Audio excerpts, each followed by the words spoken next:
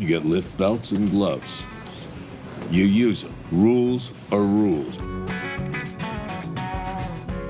Is Mike Ehrmantraut a good man? The instinctive answer is yes. Even though he does bad things, he feels like a good man because he has a code of honor. Me personally, I was hired to do a job. I did it. It's as far as it goes. He takes responsibility and holds himself to high standards. He wasn't in the game. And this allows him to retain some integrity, some decency in a world of necessary evils. The lesson is, if you're going to be a criminal, do your homework. Yet, if we look honestly at his actions, the answer to the question, is Mike a good man, is clearly no. That code of his allows him to murder, to serve bad men, and to take part in violent, damaging crime. Don't make me beat you till your legs don't work. The Mike of Breaking Bad may be attractive to us in many ways. It'd be nice. It'd be nice. Let Wendell in there. Wendell doesn't eat, nobody eats. But he's a doomed man who made his bed a long time ago and has no illusions about how dirty his soul is. While the difference between Breaking Bad Mike and Better Call Saul Mike may be a little subtle to pick up on at first, You want to talk about that? Not particularly. He wanted me to talk. I talked. the prequel's slower, more expansive exploration of an earlier Mike's psychology illuminates how he becomes that hardened criminal and what it costs him. The tragedy of Mike is, like the man himself, understated and quiet, but deep. Along the way down his slippery slope, he allows what's human and feeling in him to be gradually snuffed out. All wrapped up in your sad little stories, feeding off each other's misery. And his tale is a warning. As tempting as it is to cut off all emotion and become the perfect efficient machine, this is the road to darkness. Well, perhaps in the future, you will consider working for me. Could be.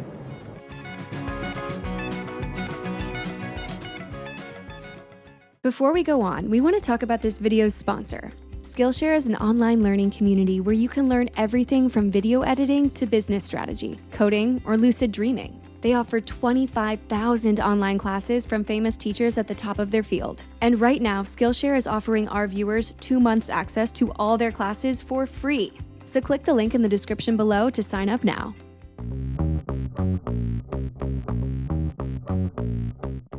Better Call Saul is the story of Jimmy McGill's descent into becoming Saul Goodman. Did you know that you have rights? The Constitution says you do, and so do I. But the second layer to this story is the degradation of Mike Ehrmantraut. So why do show creators Vince Gilligan and Peter Gould choose to make Mike the other central character? Sure, when we meet them in Breaking Bad, they're kind of a business duo.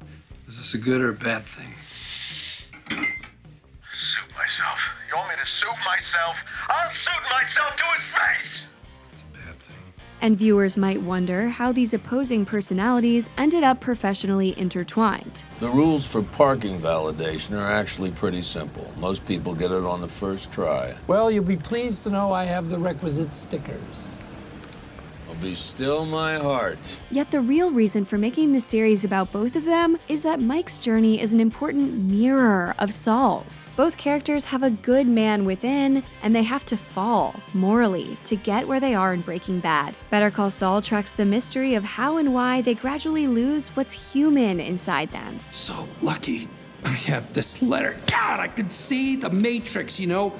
I was invincible. I could dodge bullets, baby. In Jimmy, the transformation plays out through his social interactions and performances of emotion. And then there's this show of remorse. It's not a show. I know you don't think it's a show. Because he has such an expressive, extroverted nature. So I just went off on this flow, you know? I had this energy going through me. It was like improv or jazz, and then boom, I sunk the hook in. But behind Saul's flair for elaborate drama, Minimalist Mike is our window into the deeper truth of this spiritual decline. In him, we see the tragedy of a man's moral corruption in clearer terms, because it's expressed in action. By the end of season 4, Jimmy has adopted his philosophy of what it takes to be a winner. Remember, the winner takes it all.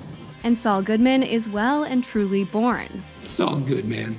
Earlier in the season, Jimmy's lack of a response to his brother's death raises questions of whether he's in denial or will eventually have to face a grief he's avoiding.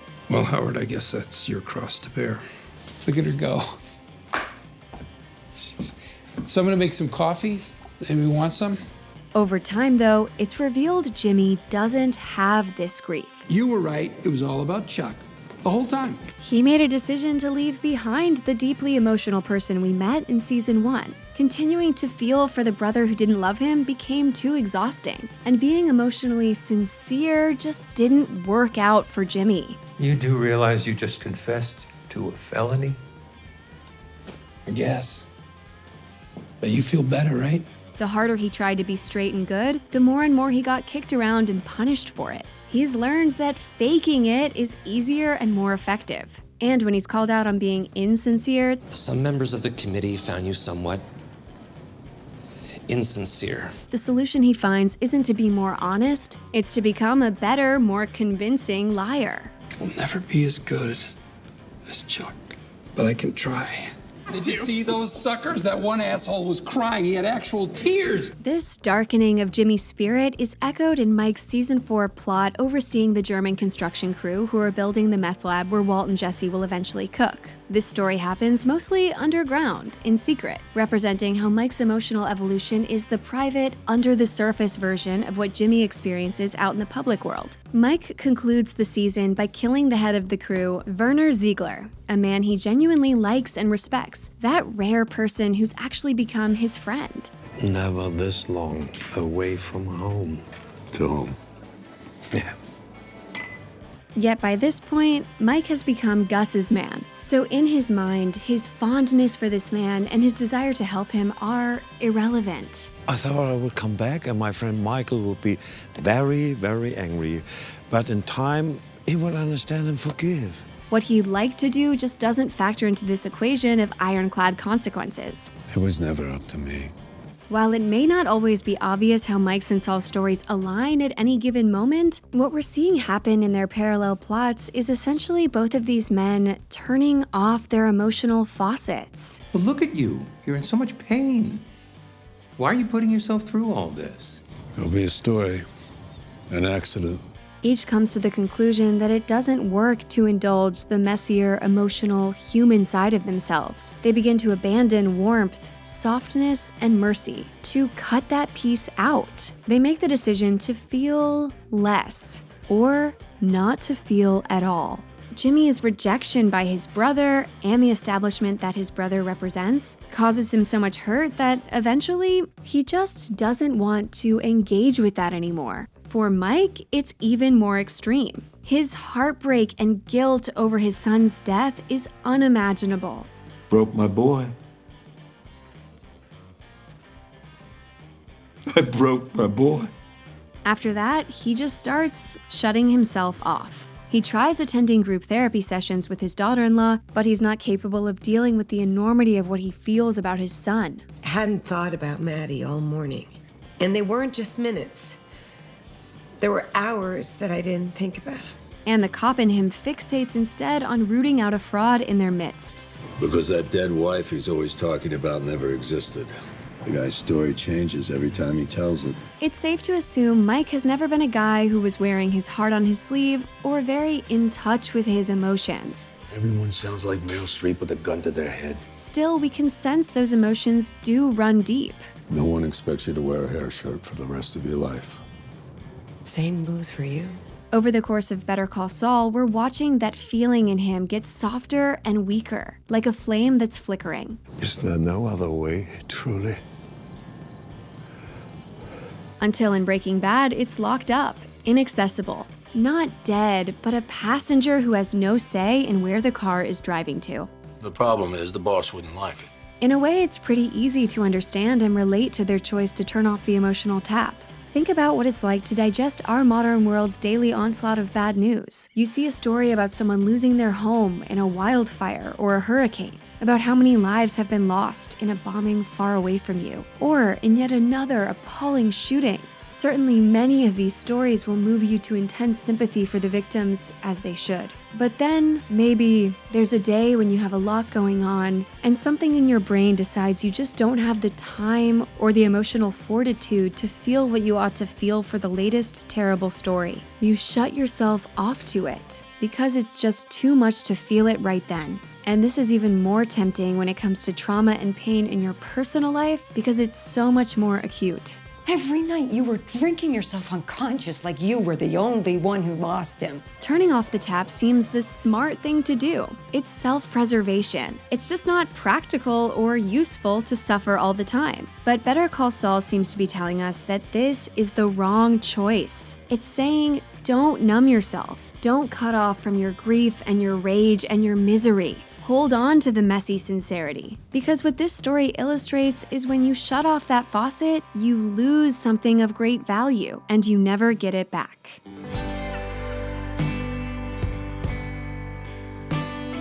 There's something aspirational about Mike. On one level, of course, we know we shouldn't be like Mike. We can probably find a better role model than a man who's been a dirty cop, a murderer, and a fixer for major drug dealers. These are not career goals to adopt. But there is a lot to emulate in Mike's philosophy and behavior. He has a rare self-discipline and work ethic. This business requires restraint. A refreshing lack of BS and no-nonsense attitude. I'm gonna need some kind of assurance. I assure you, I could kill you from way over here if it makes you feel any better. He's comprehensive, patient, and excellent at his job. And it's hard not to admire someone who's such a perfectionist about their craft. I'm on your books as a security consultant. If I show my face in your warehouse, it makes for a better cover story. Whatever their field may be. You got duplicate routing numbers on cargo, surveillance camera blind spots on the north and the east side of the floor, inventory documents that are going into the trash instead of being shredded. He schools other criminals around him about how to behave more honorably and intelligently in their business. All I can tell you is you guys aren't half as smart as you think you are. But the problem with Mike very much comes out of what's so strong about him. He epitomizes an idea we see in quite a few stories about crime and anti-heroes, best articulated by The Wire. A man got to have a code. That if a man has a strict set of rules he lives by, this makes him moral, or at least more moral, than the others around him and therefore excused for his sins. But if you make a deal with somebody, you keep your word. Mike himself uses this kind of logic to justify his choices. I've known good criminals and bad cops, bad priests, honorable thieves. He takes comfort in his self-discipline, his pragmatism, the idea that he can still be a relatively good version of a bad man. You're now a criminal. Good one, bad one, that's up to you. This is a fallacy, though. A moral code isn't the same as morality, if that code accepts immoral behavior. Nor does clinging to rigid personal laws always lead to a decision that feels right. Werner broke the agreement, so per Mike's code, this warrants killing him. But on a human level, this person also invites forgiveness. Werner wasn't betraying his employers, he just really wanted to see his wife. You want to see your wife? More than anything. Then finish the job. And cracked under the pressure of being holed up for so long without her. For what it's worth, I believe him. This is about him wanting to see his wife, plain and simple. Mike has contracted himself to interests that don't take into account human concerns. I'd go another way. That I know. That'd be a mistake. This discussion serves no purpose. Which means he's no longer free to bestow clemency. I go back now. I go back in the morning. What difference can it make? It's not gonna happen. So this is the fatal mistake Mike makes when it comes to his soul. He gives up control. Mike, you don't have to do this. Yeah, unfortunately I do, Walter. A human being can make an exception, but a set of rules can't. And what we see happen in Mike as he comes under the employ of Gus Fring is this gradual evolution into a machine. And what the hell am I doing here? I don't know. It's not my call.